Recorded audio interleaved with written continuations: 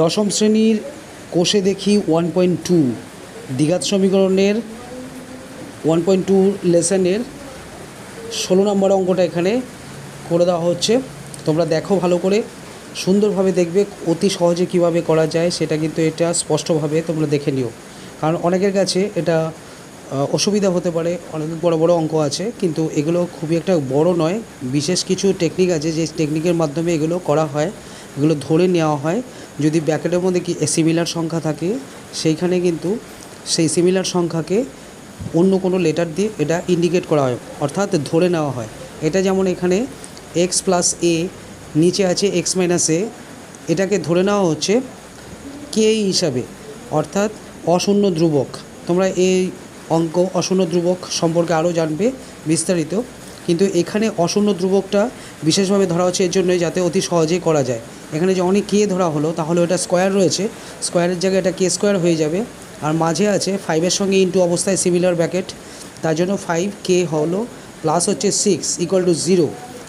এবার যেহেতু তিনটে সংখ্যায় এসে গেছে তার জন্য কিন্তু এখানে আমাদের ভ্যানিশিং মেথড অ্যাপ্লাই করতে হবে। তোমরা জানো যে ভ্যানিশিং মেথড অ্যাপ্লাই করলে প্রথম সংখ্যা আর শেষ সংখ্যা গুণ করে লসাগু করতে হয়। লসাগু করার পর তারপর হচ্ছে তোমাদের দুটো সংখ্যাটা, দুটো হোক, তিনটে হোক, চারটে হোক, যাই হোক, এমন কিছু যোগ বিয়োগের মাধ্যমে ক্যালকুলেশন করা হয় যাতে মাঝের সংখ্যাটা চলে আসে। এখানে দেখো 2 আর 3 বেরিয়েছে, আর আমাদের মাঝখানে আছে 5, তাই 3 যোগ 5 মানে 3 যোগ 2 অর্থাৎ 5 আসছে। তার জন্য আমাদের কিন্তু এই ফর্মুলাটাই কাজে লাগাতে হবে। 3.2 3 প্লাস 2 কিন্তু মাঝখানে দেখাবো 5কে ভ্যানিশ করাবো, তাই এখানে কিন্তু আমরা এইভাবে লিখবো কে স্কোয়ার প্লাস 3 প্লাস 2 কে স্কোয়ার মাইনাস 3 প্লাস 2 প্লাস হচ্ছে 6 ইজ ইকুয়াল টু 0। এবার কে এর সাথে 3 আর 2 ইন্টু হবে, তাই প্রথম অবস্থায় কে স্কোয়ার থাকবে মাইনাস 3কে মাইনাস 2কে, মাইনাস দিয়ে ভেতরের দুটোকে গুণ করা হলো আর এক সঙ্গে কে, প্লাস হচ্ছে 6 ইকুয়াল টু 0। এখান থেকে কে যেহেতু কমন যাবে তার জন্য কে কমন যাচ্ছে, তা কে কমন গেলে তাহলে থাকবে 3 মাইনাস, তোমরা এখান থেকে দেখতে পাচ্ছ কে মাইনাস 3 থাকছে, আর এদিক থেকে সিমিলার ব্র্যাকেট আরেকদিকে যায়, তা কে মাইনাস 3 হলো।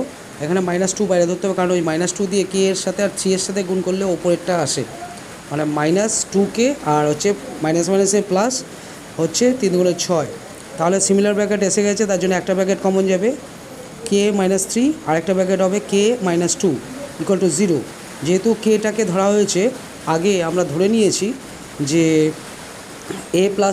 X plus a by x minus a equal to k, তাহলে আমরা কিন্তু এটা ধরে নিতে পারি। যেহেতু এখানে বলা আছে এক্সের মান কখনোই এর সমান হবে না, তাহলে বিপরীত হবে, বা কে থেকে বড় হতে পারে, কে থেকে ছোট হতে পারে।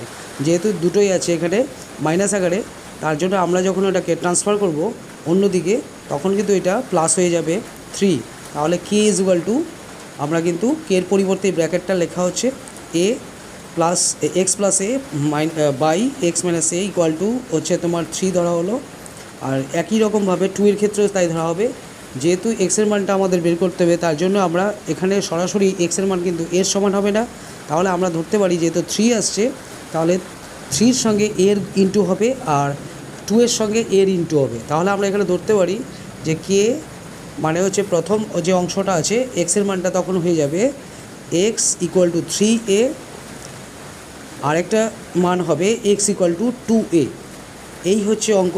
এইভাবে তোমরা কিন্তু খুব সহজভাবে অঙ্কটাকে সলভ করতে পারবে। তোমরা বাড়িতে বসে প্র্যাকটিস করো, অতি সহজে দেখবে তোমরা শিখে যাচ্ছ। আর এইভাবে কন্টিনিউয়াসলি করতে থাকো। আর যদি ভালো লাগে এই ভিডিওটির মাধ্যমে তোমাদের এই সলভটা, তাহলে তোমরা অবশ্যই এটা আরও বন্ধুদের কাছে এটা ছড়িয়ে দাও, যাতে করে সকলেই শিখতে পারে। যাদের কাছে অসুবিধা বলে মনে হচ্ছে সেটা তোমরা অতি সহজে শিখে তোমরা প্র্যাকটিস করো।